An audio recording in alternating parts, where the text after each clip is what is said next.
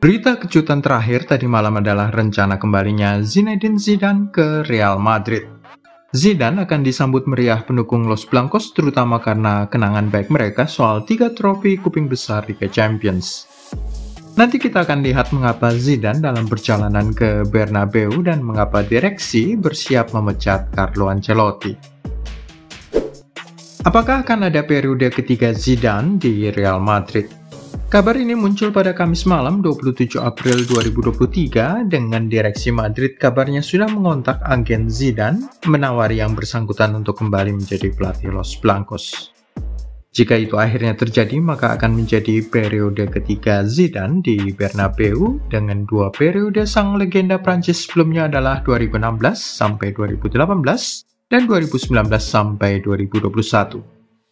Dia memenangkan 9 gelar pada periode pertamanya termasuk 3 kali Liga Champions, sebelum menang lagi 3 gelar lain termasuk 1 La Liga pada periode kedua.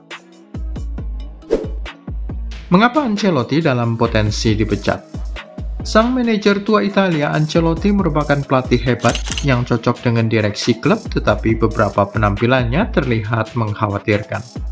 Salah satu hasil yang menyebabkan Presiden klub Florentino Perez murka serta memerintahkan dibukanya kembali komunikasi dengan pihak Zidane adalah hasil kekalahan mengerikan 4-2 di kandang Girona terakhir kali di Liga Spanyol. Girona bersama dengan Real Valladolid dan Almeria adalah 3 tim yang baru saja promosi ke La Liga, divisi teratas sepak bola Spanyol, pada musim 2022-23 ini. Girona belum lama mapan di klub divisi kedua dan baru 3 musim di La Liga 2017-2019 sebelum musim ini. Karena itu pasti ada yang salah jika Los Blancos sampai bisa dicabik-cabik dengan 4 gol hanya dari 1 pemain Tati Castellanos. Ancelotti dianggap bersalah gagal menyiapkan anak buahnya secara mental dan secara taktik untuk menghadapi pasukan gagah berani asuhan Michel. Kontrak Ancelotti masih akan berlangsung sampai dengan tahun depan pertengahan 2024. Namun jika klub warna putih itu sampai gagal menjadi juara Liga Champions dan gagal pula di Copa del Rey, maka direksi klub mempertimbangkan untuk mengakhiri kontraknya 1 tahun lebih awal.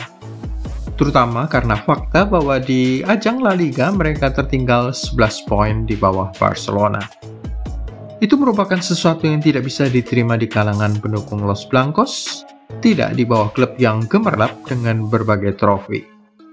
Oleh karena itu, kegagalan di La Liga hanya bisa ditebus dengan kemenangan di Liga Champions dan Copa del Rey, tidak bisa hanya salah satu saja.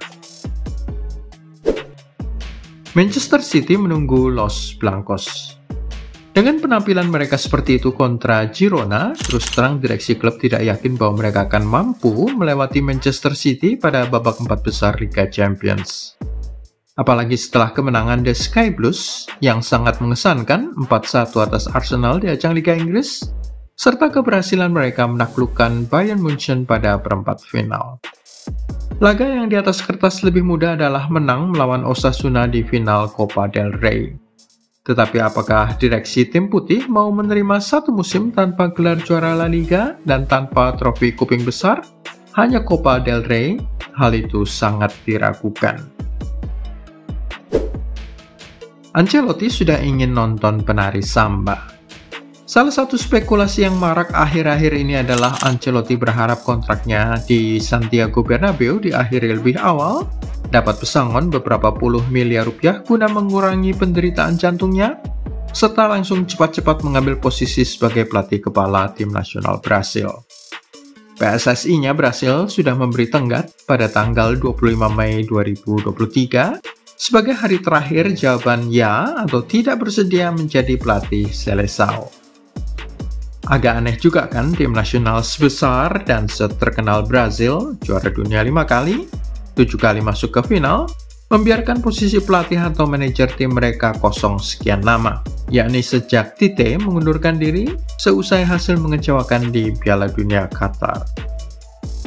Hal itu merupakan salah satu indikasi paling jelas bahwa Ancelotti ditunggu dan diharapkan akan menjadi pelatih Seleção berikutnya. Ancelotti dikenal dekat dan tidak segan-segan memuji anak buahnya yang datang dari Brasil, Vinícius Junior, Rodrigo, dan Eder Militão.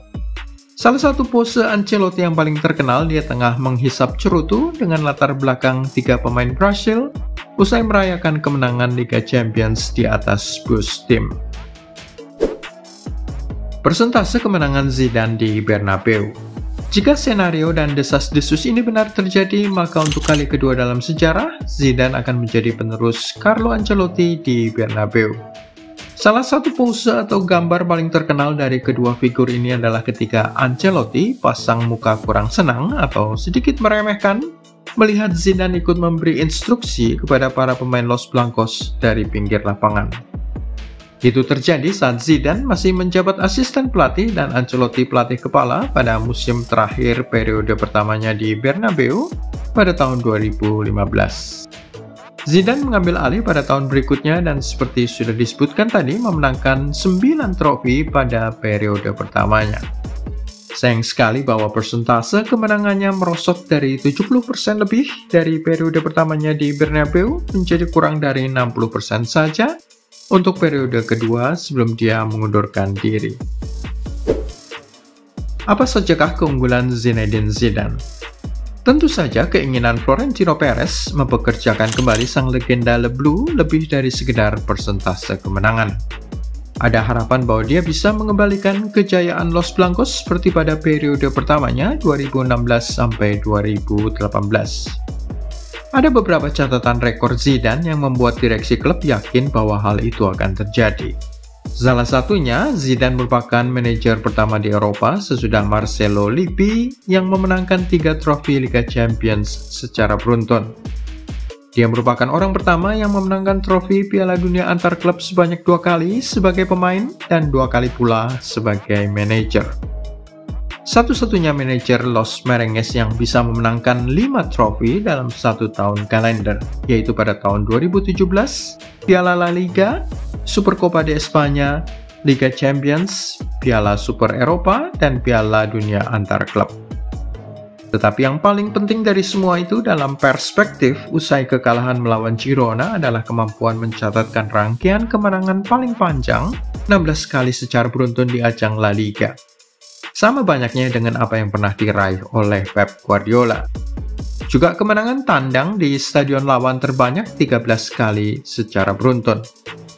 Jika hal itu digabungkan dengan hasil-hasil imbang, maka Zidane memiliki angka 40 laga tanpa kekalahan. Dan ini dia yang membuat Florentino Perez paling terkesan. Dia merupakan manajer Real Madrid dengan tingkat kekalahan paling rendah setelah 100 pertandingan, hanya 8 kali kalah. Perez tidak perlu jantungan lagi setiap kali menonton laga Los Blancos.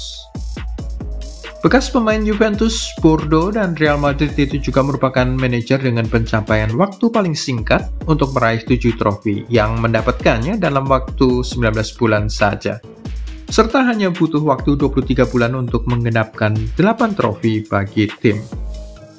Bagaimana pendapat Anda? Apakah Zidane akan dikukuhkan lagi sebagai manajer Real Madrid berikutnya? Tulis di kolom komentar. Dan jangan lupa klik like, subscribe, serta tendang loncengnya.